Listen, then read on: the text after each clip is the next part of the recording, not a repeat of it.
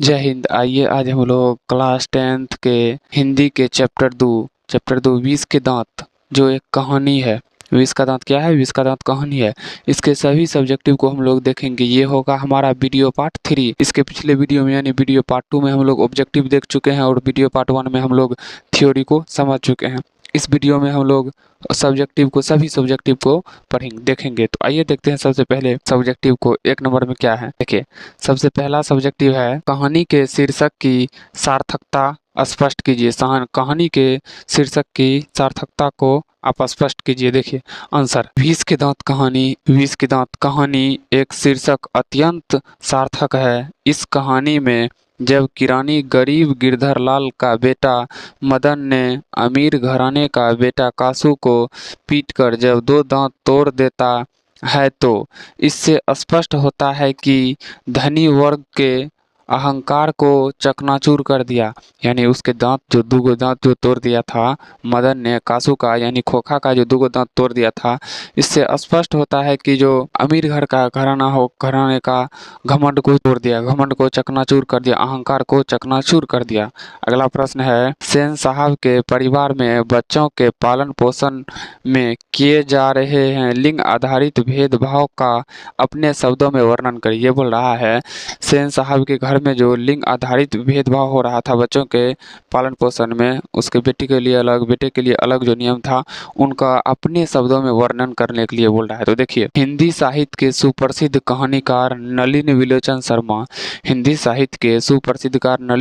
शर्मा ने बच्चे और बच्चियों यानी लड़का और लड़कियों के लालन पालन में जो दूरियां बताया है वो सचमुच ही अभिशप्त है।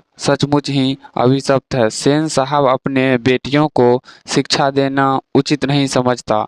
सेन साहब जो है अपने बेटियों को शिक्षा देना उचित नहीं समझता है तथा बेटियों को हंसने की भी इजाज़त नहीं है बेटी को हंसने की भी इजाज़त नहीं है। हंसने की भी इजाज़त यहाँ नहीं होगा, यहाँ नहीं है, हंसने की भी इजाज़त नहीं है। और बेटा के नटखटापन के रूप को इंजीनियरिंग का स्वरूप देखता है। और बेटा के नटखटापन, जो बेटा कोई भी हरकत करता है उसे इंजीनियरपन के रूप से देखता है, जो आधुनिक समाज के लिए उत्तम नहीं है, जो अभी के समाज के लिए सही नहीं है। अगला प्रश्न है खोखा किन मामलों में अपवाद था? तो इस कहानी के सुप्रसिद्ध लेखक नलिन विलोचन शर्मा का मानना है कि खोखा दुर्ललित स्वभाव के मामलों में अपवाद था, यानी घर के मामलों में अपवाद था। वह बात बात में अपने बहनों को तथा अहाते के अंदर रहने वाले छोटे 2 बच्चों को अपने रौब में रखना पसंद करता था। यानी अपने बहनों को और अपने उसके अहातों में जो 2 छोटे बच्चे रहते थे उनको अपने रौब के अंदर रखना चाहता था और रखना पसंद करता था, जो सचमुच प्राकृतिक नियम का अपवाद था, जो सचमुच में प्राकृतिक नियम का भी अपवाद था। अगला प्रश्न है सेन दंपति खोखा में कैसी संभावनाएं देखते थे? सेन दंपति खोखा में कैसी संभावना देखते थे और उन संभावनाओं के लिए उन्होंने उसकी कैसी शिक्षा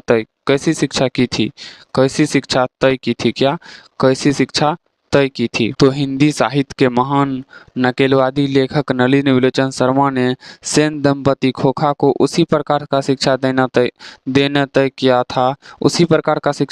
किया था जैसे बढ़ईगिरी और अन्य सामान की तोड़ फोड़ कर उसे खोल कर सही करना ही उसके लिए शिक्षा था। यानी वो उसे इंजीनियर बनाना चाहते थे। वो चाहते थे जो सेन साहब उसके जो बेटा है खोखा, वो खोल खाल कर कोई भी चीज टूट फाट जाए तो उसे खोल कार कर ठीक कर दे। ये इसी प्रकार का शिक्षा देना चाहते थे, वही उसके लिए शिक्षा था। अगला प्रश्न है लड़कियां क्या है? कठपुतलियां है और माता पिता को इस बात पर गर्व है। लड़कियां क्या है? लड़कियां कठपुतलियां है और माता पिता को इस बात पर गर्व है। इसको आप अपने शब्दों में लिखिए, विचार कीजिए। तो प्रस्तुत सारग्रभित सुललित एवं मार्मिक पंक्तियां हमारे पाठ्य पुस्तक गोधूली भाग 2 के शीर्षक विष के दांत से लिया गया है। इस पंक्ति के माध्यम से हिंदी साहित्य के महान नकेलवादी कहानीकार नलिन विलोचन शर्मा कहना चाहता है कि सेन साहब के बेटी को हर प्रकार का तमीज सिखाया गया है। नलिनी विलोचन शर्मा कहना चाहते हैं सेन साहब के बेटी को हर एक प्रकार का तमीज सिखाया गया, यानी संस्कार सिखाया गया। इन्हें हंसने के लिए भी इजाज़त नहीं है, इन्हें हंसने के लिए भी इजाज़त नहीं थी, हंस भी नहीं सकता था, उसके लिए भी इजाज़त नहीं थी। ये सिर्फ शाम को खेल सकते थे। इन सब गुणों को देखकर माता पिता को इस बात पर गर्व था कि लड़कियां कठपुतलियां हैं। ये सब देखकर, उसको संस्कारों को देखकर, जैसे नहीं हंसने की भी इजाज़त थी, वो खेलने सिर्फ शाम को खेल सकते थे, इन सब गुणों को देखकर उनके माता पिता यानी नलिनी विलोचन शर्मा का कहना है, उनके माता पिता यानी सेन साहब और उनके पत्नी को इस बात पर गर्व है। अगला प्रश्न है, खोखा के दुर्ललित स्वभाव के अनुसार ही सेनों ने सिद्धांतों को बदला था होगा। यहाँ सेन साहब जो है उनके बेटा खोखा, उनके अनुसार ही, उनके दुर्ललित स्वभाव के अनुसार ही सेनों ने अपने सिद्धांत को बदल लिया था। देखिए, प्रस्तुत पंक्ति हमारी पाठ्य पुस्तक गुधोली भाग 2 शीर्षक 20 के दांत से लिया गया है। उसके कहानीकार नलिनी विलोचन शर्मा है। ये 20 के दांत कहानी से लिया गया है।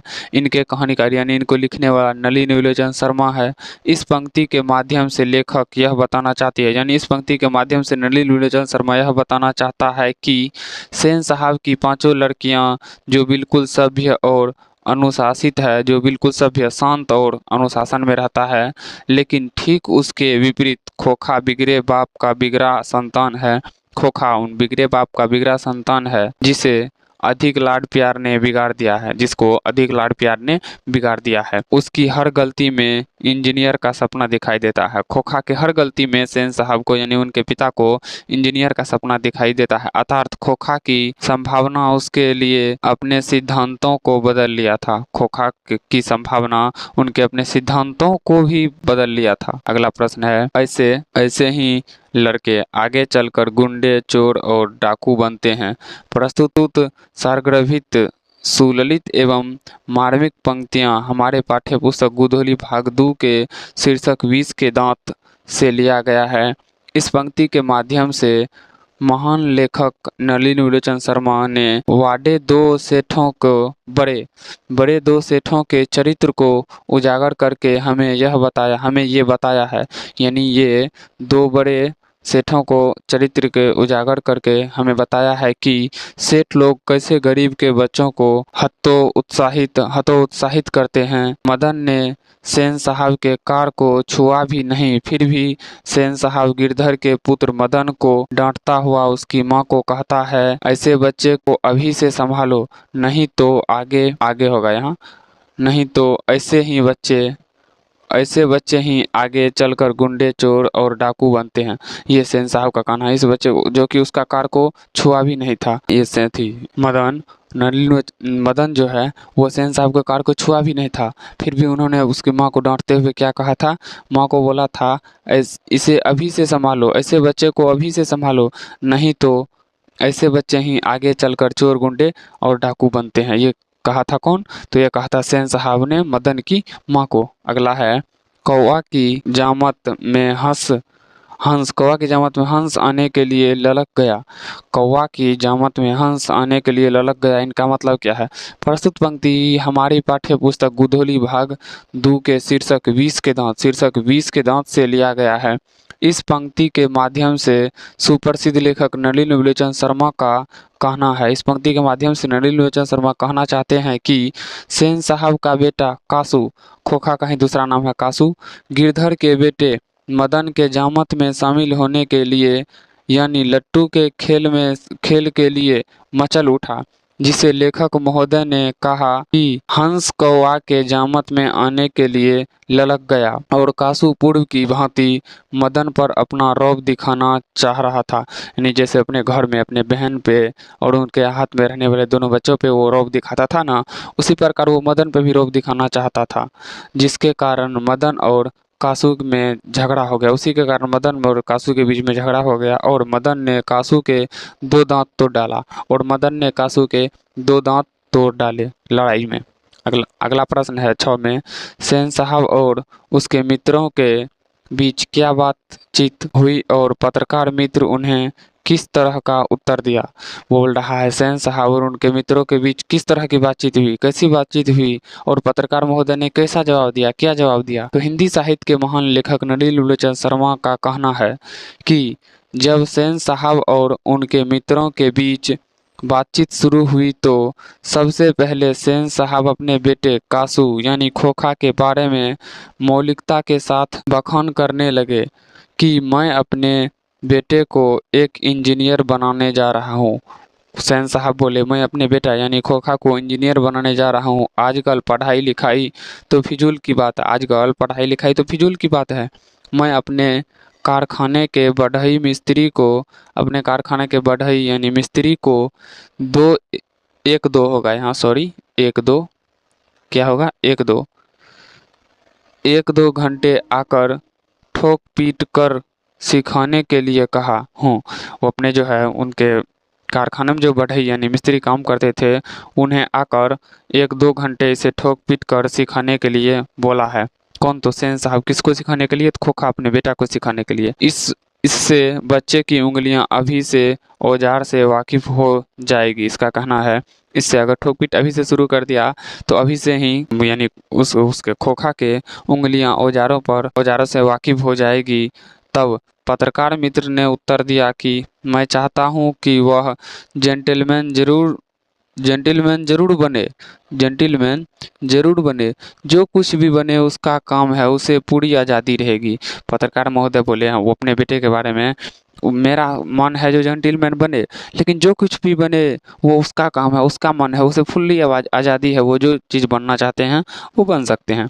अगला प्रश्न है 7 नंबर में, मदन और ड्राइवर के बीच विवाद के माध्यम से कहानीकार क्या बताना चाहते हैं। मदन और ड्राइवर के बीच में जो विवाद हुआ था, गाड़ी नहीं छूने पर भी जो उन्हें धक्का दे दिया था, वो उस लड़ाई के बीच से, वो विवाद के माध्यम से कहानीकार क्या बताना चाहते हैं। देखिए, हिंदी साहित्य के महान नकेलवादी लेखक नलिनी लोचन शर्मा मदन और ड्राइवर के बीच विवाद के द्वारा हमें यह बताना चाहते हैं कि जब कोई गरीब व्यक्ति अमीर की शरण में रहता है तो वह गरीब की सहायता नहीं करता है, बल्कि मदद मांगने पर उसे ठुकरा देता है। इसका कहना हुआ नलिनी लोचन शर्मा का इस लड़ाई के माध्यम से, जो जब कोई गरीब अमीर के शरण में नहीं होता है यानी उसका सेवा सत्कार नहीं करता है, उसके शरण में होता है तो वह गरीब की सहायता नहीं करता है, बल्कि मदद मांगने पर उसे ठुकरा देता है, बल्कि जब मदद मांगता है तो उसे ठुकरा देता है, मना कर देता है। अगला प्रश्न है 8 नंबर में, मदन और कासू होगा यहाँ।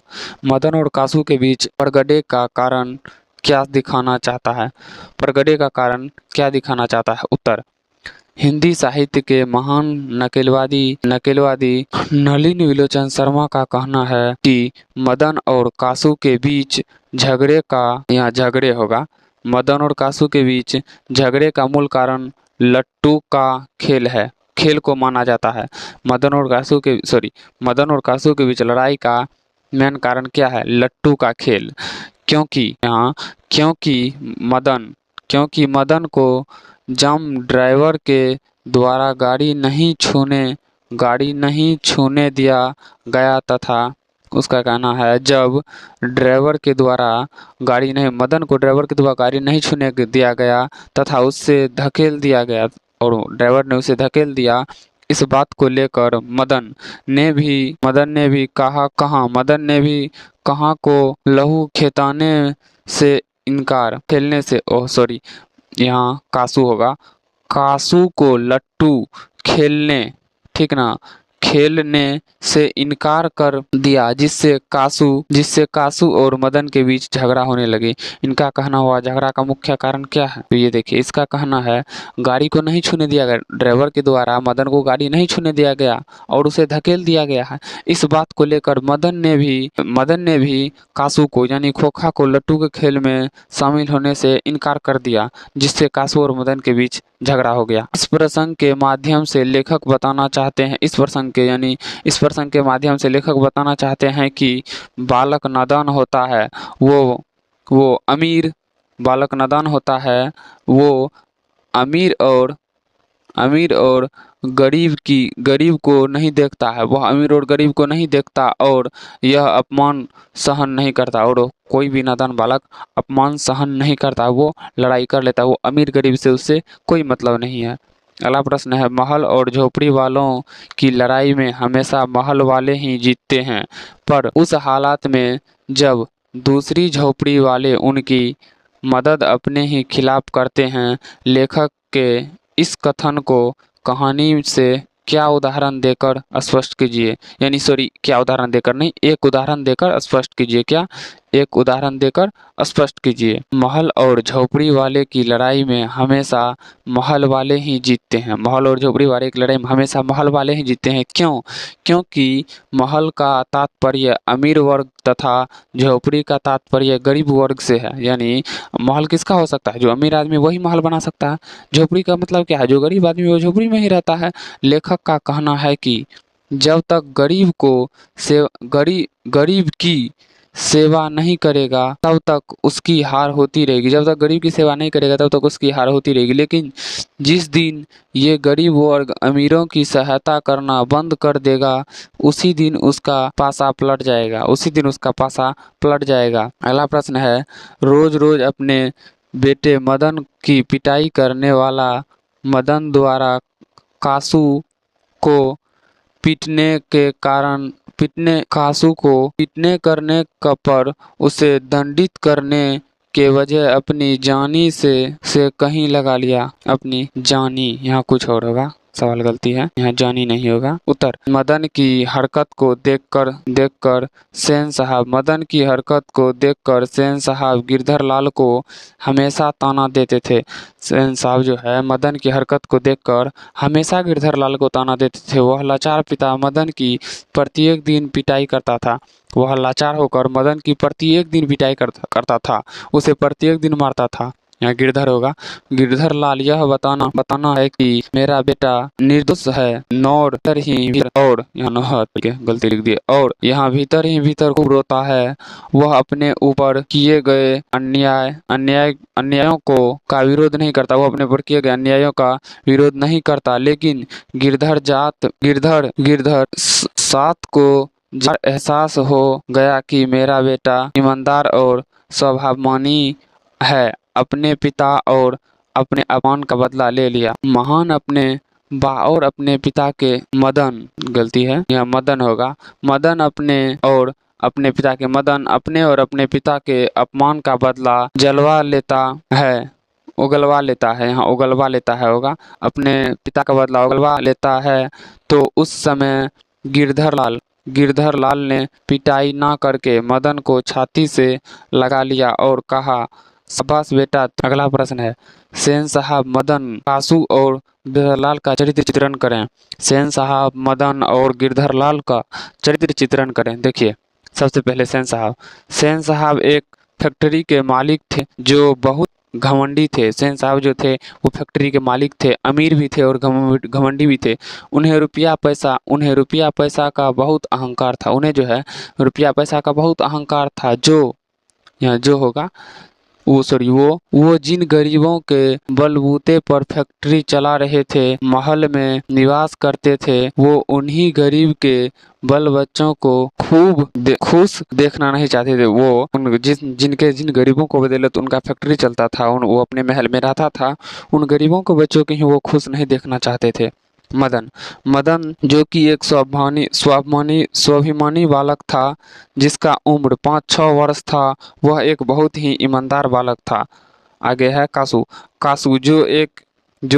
जो कि एक ही घमंडी पिता का घमंडी बेटा है, जिसे माता पिता के लाड प्यार ने बिगाड़ दिया है। वह दुर्ललित स्वभाव का बच्चा है। वह जिस पर चाहता उस पर हाथ चला देता था। वह वस्तुओं को तोड़ फोड़ देता था। वह कोई भी चीज को तोड़ फोड़ देता था। वह किसी पे भी हाथ उठा देता था। उसे किसी का डर ही नहीं था। गिरधर एक गरीब व्यक्ति था जो मदन का पिता था। गिरधर एक गरीब व्यक्ति था, अब मदन का पिता भी था। वह सेन साहब के यहाँ किरानी के पद पर काम करता था। किरानी का काम करता था उनके फैक्ट्री में। वह एक लाचार और बेबस बाप था। वह प्रतिदिन सेन साहब द्वारा अपमान सहा करता था, यानी सेन साहब जो डेली डेली उसका अपमान करते थे वो प्रतिदिन उसे सहा करता था। अगला प्रश्न है 12 नंबर का, आपकी दृष्टि से कहानी का नायक कौन है? तर्कपूर्ण उत्तर दें। तो देखिए हमारी दृष्टि से कहानी का नायक कौन है? हम लोग के नज़र में कहानी का नायक मदन है। कहानी का नायक मदन है, चूँकि लेखक का कहना है कि जो बुराई का अंत करता है उसे ही नायक माना जाता है। कहानी का नायक कौन होता है? जो उस कहानी में बुराई का अंत करता है, सच्चाई के लिए लड़ता है। एक दिन की बात है जब मदन बरगद छोरों के साथ लट्टू नवा रहा था, यानी लट्टू का खेल खेल रहा था। उसी दौरान खोखा आकर कहता है कि छू हम भी खेलेंगे, लट्टू हम भी खेलेंगे। जब उसे मदन के द्वारा मना कर दिया जाता है, जब उसे मदन के द्वारा मना कर दिया जाता है तो मना कर दिया जाता है तो 2-4 घूसा खोखा को जमा देता है। 2-4 घूसा खोखा जमा देता है, सॉरी खोखा को नहीं, 2-4 घूसा खोखा जमा देता है। उसके बाद मदन ने भी कासू के 2 दांत तोड़ डाले। मदन एक ईमानदार और स्वाभिमानी बालक था, अतः कहानी का नायक मदन को ही होना चाहिए। ये हो गया आपका वीडियो पार्ट 3, यानी कि ये चैप्टर हो गया आपका खत्म। अब होगा हम लोगों का चैप्टर नंबर 3, ठीक ना। चैप्टर 2 20 के दांत खत्म हो गया। अब चैप्टर 3 में देखेंगे क्या है। अगर ये वीडियो आपको अच्छा लगा हो तो वीडियो को लाइक कीजिए, शेयर कीजिए और इस चैनल को सब्सक्राइब कर लीजिए, ताकि इस चैनल पे आने वाले हर नए वीडियो का नोटिफिकेशन सबसे पहले आप तक पहुंच सके। तो चलिए मिलते हैं किसी नेक्स्ट वीडियो में, तब तक के लिए जय हिंद।